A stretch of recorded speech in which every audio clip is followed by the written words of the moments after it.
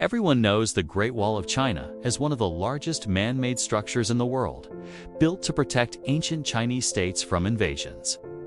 The Great Wall was not constructed in a single period, but was built, destroyed, and rebuilt over many centuries by different Chinese dynasties responding to changing threats. Early versions of the wall were made of rammed earth, while later dynasties, especially the Ming, used stone and brick to strengthen the structure. What we call the Great Wall today is actually a network of walls, watchtowers, and fortresses spread across mountains, deserts, and plains.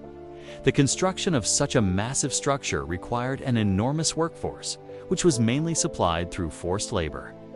Peasants were taken from villages and farms and ordered to work on the wall for months or years often, leaving families without support. Soldiers were also assigned to construction duties, especially during times of peace, as building the wall was considered a military responsibility. Prisoners and political offenders were frequently sent to work on the wall as a form of punishment, where survival depended on physical endurance. Workers were transported over long distances, often walking for days or weeks to reach remote construction sites. Living conditions at the work camps were extremely harsh, with temporary shelters offering little protection from heat, cold, or heavy winds. Food supplies were limited and poorly balanced, providing just enough energy to continue working, but not enough to maintain long-term health. Clean drinking water was not always available, which caused the spread of diseases that could not be properly treated. Laborers worked long hours every day, lifting heavy stones and compacting earth with only basic tools and little rest. Accidents occurred frequently during construction, including falls from heights and crushing injuries caused by moving large stones and materials. Many workers died from exhaustion and illness, while others succumbed to injuries that would be easily treatable today. Historians do not agree on an exact death toll because records are incomplete and fragmented across different dynasties and time periods. Some historical estimates suggest hundreds of thousands died, while broader estimates across centuries suggest the number may be much higher. A popular belief claims that dead workers were buried directly inside the wall during construction, though modern archaeology does not fully support this idea. Archaeological studies indicate that most burials were located near construction sites rather than inside the wall structure itself. Despite this, the story remains widespread because it reflects the immense human suffering associated with the wall's construction.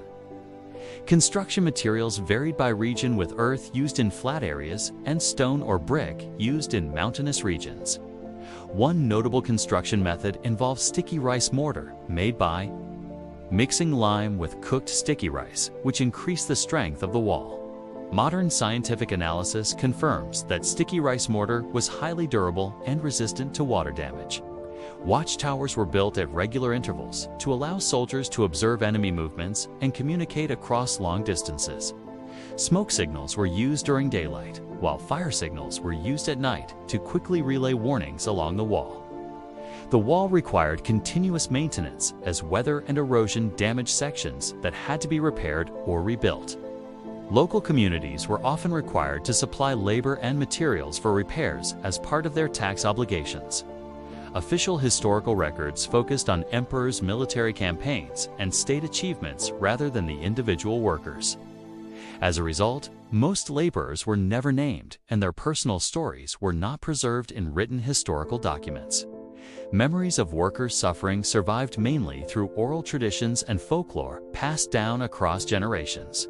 Today, the Great Wall is a major tourist destination visited by millions of people every year and protected as a cultural heritage site. Many sections have been restored, sometimes using modern materials to ensure safety and accessibility. Ongoing research by historians and archaeologists continues to improve our understanding of how the wall was built and maintained. The Great Wall represents military strategy, large-scale engineering capability, and the ability of ancient states to mobilize labor. At the same time, it reflects the heavy burden placed on ordinary people who carried out the physical work. Understanding the Great Wall requires recognizing both its achievements and the human cost behind it. The structure did not build itself, but was created through the labor of millions whose efforts shaped the course of history. If you found this informative, like the video and subscribe for more history.